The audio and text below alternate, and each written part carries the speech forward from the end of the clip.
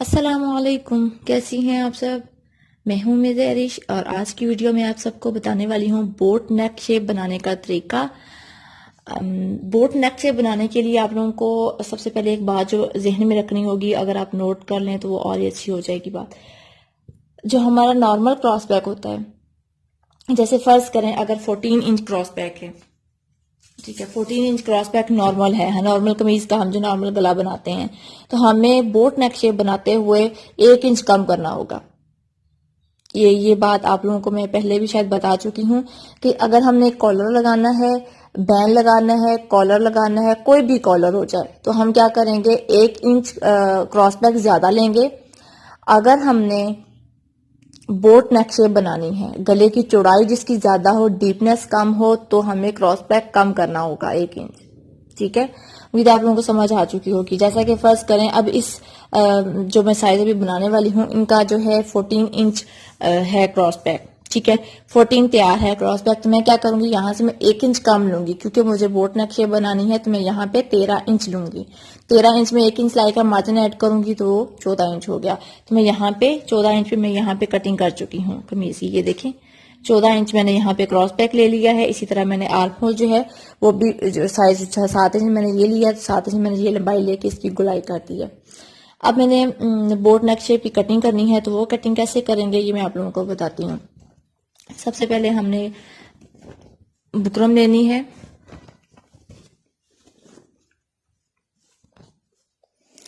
Boat नेक shape की जो चौड़ाई होती है, अगर मैं आप लोगों को फिक्स चौड़ाई बता दूं तो उतनी हम चौड़ाई नहीं लेते, क्रॉस बैक के मुताबिक हम चौड़ाई लेते हैं। जैसा कि अब ये देखिए, इनकी जो है क्रॉस बैक अब सिलाई का मार्जिन ऐड ही है, इसमें 7 इंच है। ठीक है, तो अब हमें जो है कम से कम 2 इंच कम होना चाहिए। ये देखें, 2 से 2.5 इंच, आधा इंच यहाँ से सिलाई का मार्जिन रख लें। ये आधा इंच मैंने सिलाई का मार्जिन रख लिया और यहाँ पे 2 इंच पे मैं निशान लगा लूंगी। ये बाहर वाली साइड से जो हमारी आर्म होल वाली शेप है उससे 2 इंच। तो ये अब आगे हम मार्च करेंगे। ये देखिए 4.5 इंच इसकी बोट नेक शेप की मैं चौड़ाई लूंगी। ठीक है, अगर आप कोई भी साइज बना रही हैं, किसी बच्ची का साइज है, फर्ज करें अगर आपका अगर मैं इसको ही फोल्ड कर लेती हूँ और ये 8 साल की बच्ची का साइज आ गया, 12 इंच तैयार। तो अब हम क्या करेंगे, यहां से हमने 2 इंच हाफ इंच सिलाई का मार्जिन लेते हुए यहां से हमें 2 इंच पे निशान लगा लेना है और ये हम इसकी चौड़ाई देखेंगे। ये देखिए 4 इंच चौड़ाई आ गई। ठीक है, उम्मीद है आप लोगों को यहां तक समझ आ चुकी होगी। कोई भी आप साइज बना रही हैं, सिर्फ आपने शोल्डर्स का ध्यान रखना है, क्रॉस बैक का सॉरी ध्यान रखना है। आपने जितना क्रॉस बैक होगा नॉर्मल कमीज का क्रॉस बैक से 1 इंच हम कम लेंगे और जो बोट नेक शेप की चौड़ाई कितनी लेंगे वो हम यहाँ से सिलाई का मार्जिन निकाल कर हाफ इंच, बाकी 2 इंच पे निशान लगाएंगे। साइज चाहे कोई भी हो, तो वो हम बाकी ये फिर हम इसकी विड्थ करेंगे, जितनी होगी उतनी हम ले लेंगे। अब इसकी आ रही है 4.5 इंच। ये देखिए 4.5 इंच, तो मैं 4.5 इंच गले की चौड़ाई लूंगी।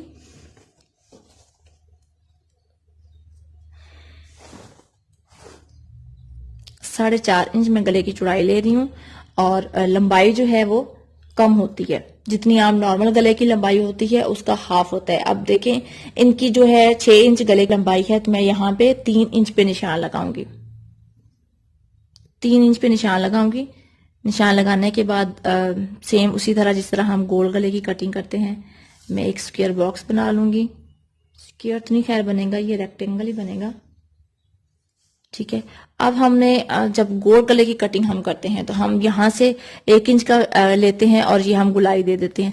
लेकिन इसकी हम इसको बोट नेक शेप क्यों कहा जाता है, क्योंकि इसकी शेप जो होती है बे शेप में आ जाता है ये। तो अब आपने क्या करना है, अगर ये देखें, आप हल्के हाथ से आपने इसकी गुलाई देनी है। ये अगर आप लोगों की इस तरह समझ नहीं आ रही तो मैं यहाँ पे आप लोगों को बता देती हूँ। 1.5 इंच पे आप 1.5 इंच कम हो जाएगा। 1.5 से 1 पॉइंट आगे आपने निशान लगाना है, लाइन लगानी है और आपने इसको इसके साथ इस तरह करके मिला देना है, इस तरह से। 1.25 इंच आप कर लें, ये वाली जो चौड़ाई है 1.25 इंच कर लें। वैसे मैं एग्जैक्ट आप लोगों को नहीं बताऊंगी कि ये 1.5 इंच है, 2 इंच है, 1.25 इंच है। सिर्फ हमने क्या करना है, ये जब शेप हम ड्रा कर लेंगे विथ और इसकी जो गहराई है, उसके बाद हमने इसकी इस तरह से हल्की सी बे शेप देनी है, जैसे हम दामन के नीचे से कट करते हैं और बाहर से तो वैसे ही हम 1 इंच जो है उसकी चौड़ाई लेके तो अब हम इसे कट कर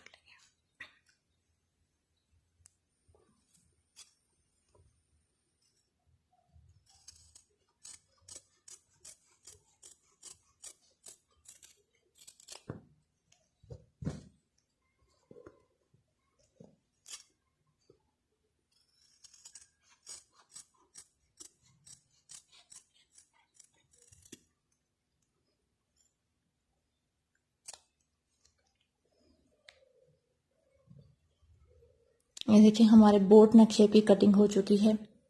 इसकी शेप कुछ बोट की तरह की होती है, इसलिए इसे बोट नेक शेप को बोला जाता है, इसे बे शेप भी बोला जाता है।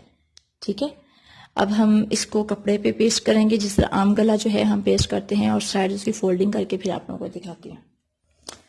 यहाँ पे ये देखें, ये मैं लगा चुकी हूँ। इस पे मैंने कपड़े पे गला लगाया है और उसके बाद मैंने ये हाफ इंच सिलाई का मार्जिन रखते हुए मैंने इस तरह से फोल्ड कर लिया है। अब जैसा कि मैंने आप लोगों को पहले नॉर्मल गला लगाते हुए वीडियो में बता चुकी थी, यहाँ पे हम 1 पाँव का मार्जिन रखते हुए सिलाई कर लेंगे।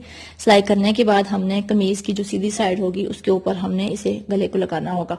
इसकी सेंटर क्रीज हम बैठा लेंगे गले की। ये सेंटर क्रीज जैसा कि आप लोगों को नजर आ रहा है, और इस जगह पे हमने इस तरह रखते हुए हम ये पहले सेंटर वाली सिलाई लगाएंगे। इसके बाद जैसे आम हम गला लगाते हैं बिल्कुल वैसा ही ये गला लगेगा। ये साइड्स हम बराबर रखेंगे और यहाँ तक सिलाई लगाएंगे। इसके बाद यहाँ से सिलाई लगाना स्टार्ट करेंगे, यहाँ तक लगा के बाई निकाल देंगे। फिर सिलाई का मार्जिन हम कट करते हुए गला उल्टी साइड पे उल्टा लेंगे। तो मैं अभी ये आप लोगों को लगा के फिर दिखाती हूँ। ये देखिए, ये मैं लगा चुकी हूँ। अब मैंने इसको बस कट करना है सिलाई का मार्जिन रखते हुए।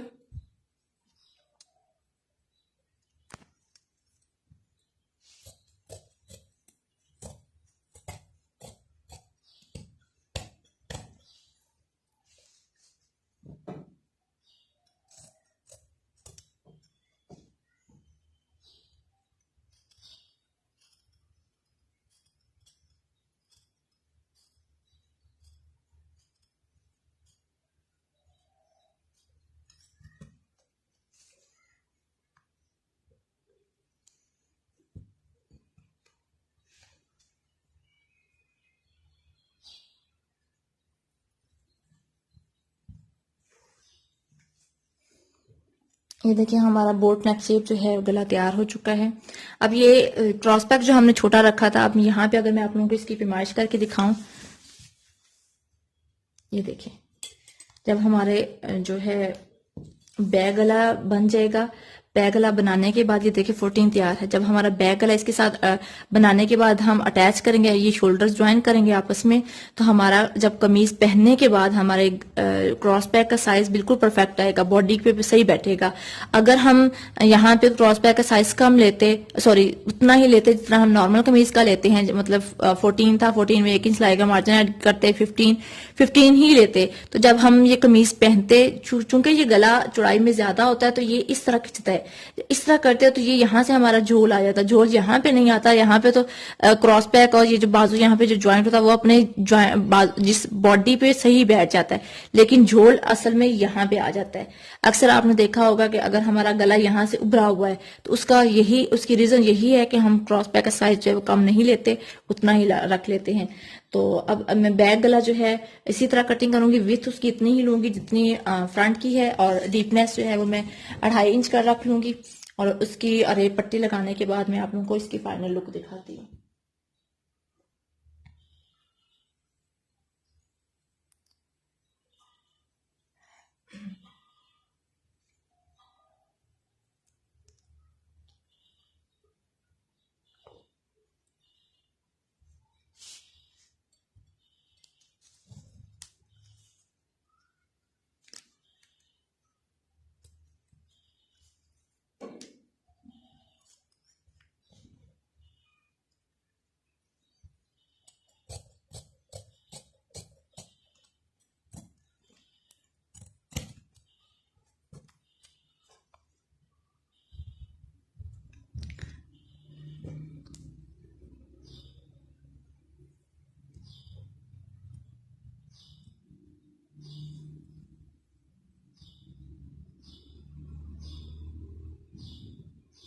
ये अरेब पट्टी है, ठीक है।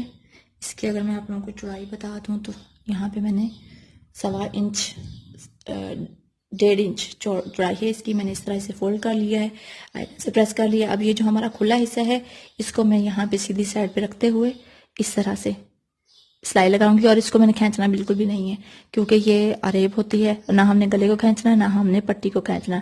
इसी तरह मैं सिलाई लगाती जाऊंगी हल्की है हाथ से, और यहाँ तक सिलाई लगाने के बाद फिर अगला स्टेप आप लोगों को बताती हूँ। अब ये देखें, ये मैं सिलाई लगा चुकी हूँ। सिलाई लगाने के बाद हमने क्या करना है, ये मैंने धागा वही मेहरून कलर इस्तेमाल किया ताकि आप लोगों को वहां से नजर आए। अब ये हमारा सिलाई का मार्जिन ऊपर की तरफ रहेगा। देखिए हमने इस तरह करके पट्टी लगाई है, अरे पट्टी। अब ये मार्जिन हमारा ऊपर की तरफ ही रहेगा। इस पट्टी को भी हमने इस तरह कर देना है, ऊपर की तरफ इस तरह से। और हमने इस किनारे पे सिलाई लगानी है। ये जो हमारी पट्टी वाला किनारा है, ये वाला, इस पे हम सिलाई लगाएंगे। ये हमारा नीचे वाला जो मार्जिन है वो ऊपर की तरफ ही होगा, और हमने ये जो हमारी सिलाई नजर आ रही है, इसके ऊपर यहाँ पे हम सिलाई लगाएंगे। मार्जिन भी ऊपर, पट्टी भी ऊपर, अंदर गले वाली तरफ। ठीक है, तो अब मैं ये सिलाई लगा के फिर आप लोगों को आके दिखाती हूँ। ये देखें, ये किनारे पे सिलाई लगा चुकी हूँ। ये हमारा मार्जिन ऊपर की तरफ है और ये पट्टी भी ऊपर की तरफ है। उम्मीद है आप लोगों को क्लियरली समझ आ चुकी होगी। अब हमने इसकी सीधी साइड, बैक की सीधी साइड और फ्रंट की सीधी साइड आपस में मिला देनी है। मिलाने के बाद हमने यहां से, अगर मैं आप लोगों को दिखाऊं, ये देखें, ये जो हमारी सिलाई है, यहां पे हमने इसको रखना है फ्रंट को, और ये वाली जो पट्टी है इसको ऊपर की तरफ फोल्ड कर देना है इस तरह से। और आगे से हम देखेंगे हमारा ये किनारे बराबर आ रहे हैं। और अब हमने यहाँ पे डबल सिलाई लगा के, यहाँ पे डबल सिलाई लगा के निकाल लेना है। इसी तरह दूसरी साइड भी हम करेंगे। ये देखिए, मैं इस साइड पे भी सिलाई लगा चुकी हूँ और दूसरी तरफ भी सिलाई लगा चुकी हूँ। अब हमने इसको सीधा करना है। सीधा बस इसको पकड़ के हमने इस तरह कर देना। तो ये देखिए, ये हमारी बैक साइड आ गई और ये सीधी साइड आ गई। ठीक है, अब हम यहाँ पे तुरपाई करेंगे। जिस तरह इस गले की तुरपाई करेंगे, इसी तरह इसकी भी तुरपाई करेंगे। और ये हमारा बोट नेक शेप तैयार हो गया। ये देखिए, हमारा बोट नेक शेप बिल्कुल रेडी हो चुकी है। इसकी बहुत लंबाई सारा कम ख्याल होती है रखिएगा, और तो चौड़ाई याद ज्यादा होती रखिएगा। है। अल्लाह हाफिज। उम्मीद है आप लोगों को समझ आ चुकी होगी।